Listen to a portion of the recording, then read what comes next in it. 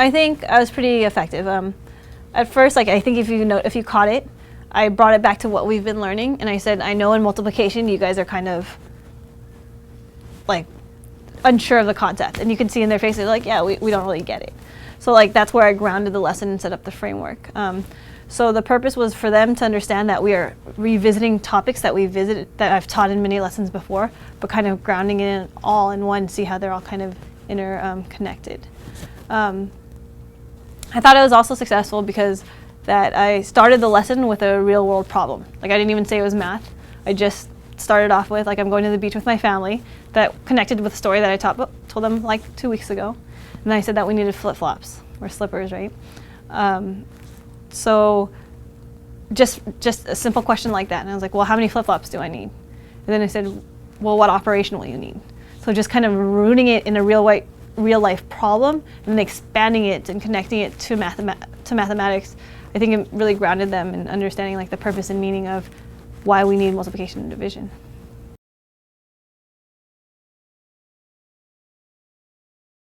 It was a longer whole group lesson than I anticipated, but again, it was like 4 mini lessons that we connected all together. So originally when I planned it out, it was going to be a lot shorter on the rug, but I realized that the kids needed a little bit more and a little bit more discussion. And I thought the discussion was really rich, especially trying to get to the heart of like, what do these models represent? Like connecting the models, the numbers, and how does it apply to the real world problem?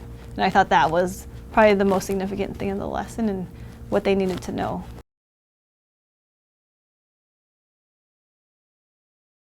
So this lesson was going to be a gamble. I mean, we're a very highly routine and structured class. We usually do like 10 minutes of introduction to new material, 15 minutes of guided practice, and then independent practice. But because I was like my goal was for students to relate everything they've learned and put it together and see how they're connected. So the planning was difficult and the organization is difficult because, okay, how are they going to sit? Because it's going to be different. How are they going to be grouped? Because I want the discussion to be rich. Are they going to be grouped in their heterogeneous groups? Because then you have different levels and maybe guide each other. Or am I going to give them the choice of picking a partner and just working through the struggle together?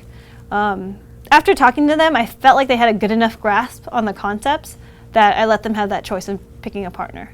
And then I let them choose their topic too, so I think that helped with the organization. So it was organized, but yet it wasn't, because I do believe in student choice. Usually I have the materials right there and they know to like grab it and sit, but because today we had like an extra thing there, I just thought to put it there because I didn't want them to knock over the microphone or something like that. It's very routine. They know to line up when we get materials. They know it's 6 to a rug because we do turn and talks often, and an even number is 6 and they pair up. They know the expectations of the markers. Like if you heard me say like it should be the board down so we're not hearing the clanking. I put the eraser on the floor and the marker on top to prevent it from rolling. Because just little nuances like that, it actually adds up.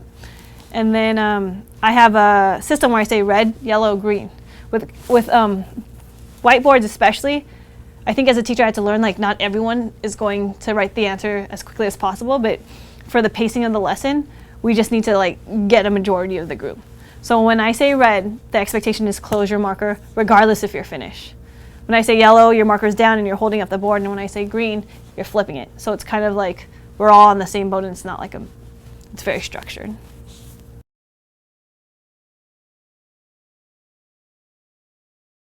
Like I said, I think in this classroom, like management's a very big deal. There's a lot of choice in this classroom. There's a lot of independent learning going on. So if you don't build in the management and the behaviors, then I think as a teacher you'll have more problems. Then you won't be teaching as much. You'll be redirecting. So it took us a long time to be able to get that point where we practiced the structures, we practiced the routines, we practiced the vocabulary we used in our everyday lessons. You know, all those things need to be built in to be a successful lesson. Like there's a lot of things that go into like this little block, even though it doesn't seem like that. They're still kids, so of course there's going to be little things, but just kind of like correcting it in a way of not disrupting your lesson, making it fluid is a very important thing, I think. I think you noticed a child threw his flip-flops across the room and just being like, was that a smart choice? And then just keep going back. So he knows next time not to do that, but it's not disrupting the group. But also just having high expectations on the rug, just from the way they are sitting, from their eyes, it just shows the engagement is there. And I don't know if you noticed, but I try to create a calm environment where I'm like, take a breath, let's settle, let's be calm as I'm teaching. That way, like, it's not like, because I feel like kids bounce off that and they need to just you need to set the classroom climate and then hold that expectation throughout the whole lesson.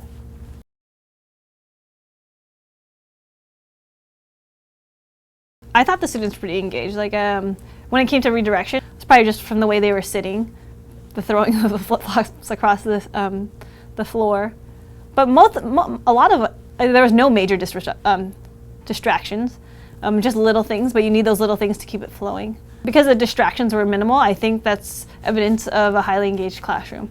Also, if you noticed, there was conversation going around, and a lot of them were not getting it at first, but they were talking through. And then if you saw me, if they got stuck, they would come to me and ask, and then I'd guide them, but then leave them and help the other students just to make sure they were all kind of on track. And eventually, most of them got the correct number model, because ideally we want to connect the numbers to the real world application, and that was like a really important part for me. And then when we come back, I'll see if they can translate through the rest of them. In this classroom, we always work with different people. They already know, like, the procedure is there, where if you worked with that person within the week, don't pick that person, because I'll say something, and they know, like, no, you worked with me in math.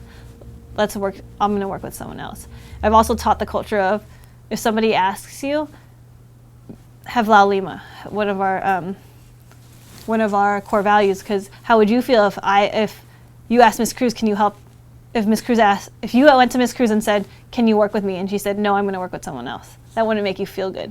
So we want to just have that classroom culture of, we are everybody's friend, and even though there's someone else you might want to have worked with, you'll work with them next time. And if you notice, it worked out pretty well. Like, it's kind of seamless, the transition. Just, there was like 2 kids that didn't have partners, and they said, okay, you guys partner up together this time. And there was no like grunts or like, they're very respectful and responsible when it comes to working with each other.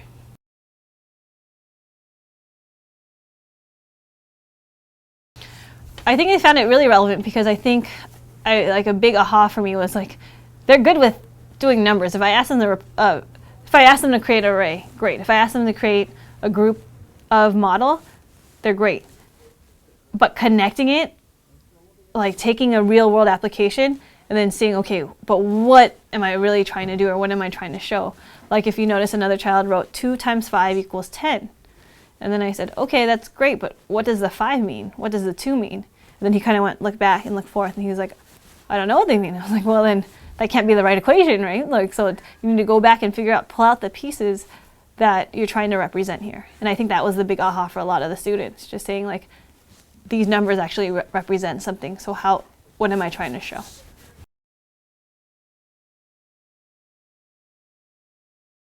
Maybe again, just do different tiers of like beginning, intermediate, and advanced levels. That way, like I'm kind of hitting all I'm giving each student what they need.